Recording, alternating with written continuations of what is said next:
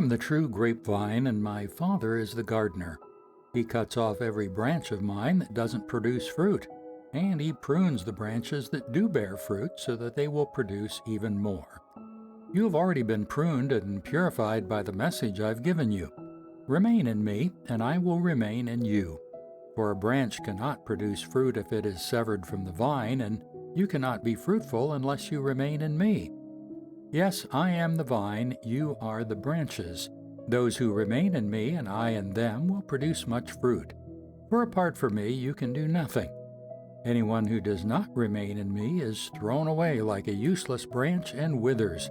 Such branches are gathered into a pile to be burned. But if you remain in me, and my words remain in you, you may ask for anything you want, and it will be granted. When you produce much fruit, you are my true disciples. This brings great glory to my Father. I have loved you even as the Father has loved me. Remain in my love.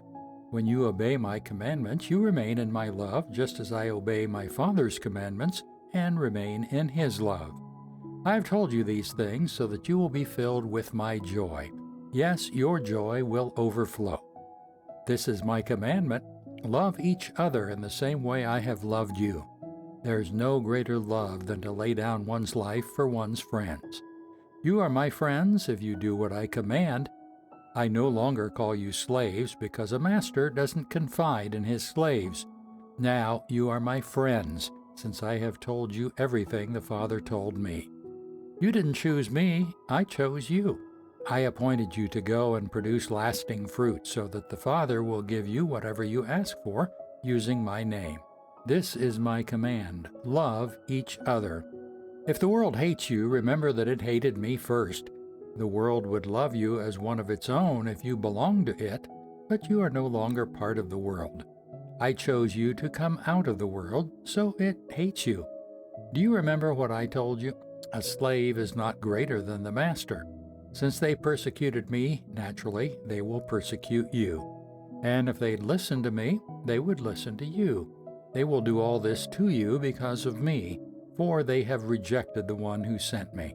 They would not be guilty if I had not come and spoken to them, but now they have no excuse for their sin. Anyone who hates me also hates my Father. If I hadn't done such miraculous signs among them that no one else could do, they would not be guilty. But as it is, they have seen everything I did, yet they still hate me and my Father. This fulfills what is written in their scriptures. They hated me without cause. But I will send you the Advocate, the Spirit of truth. He will come to you from the Father and will testify all about me. And you must also testify about me, because you have been with me from the beginning of my ministry.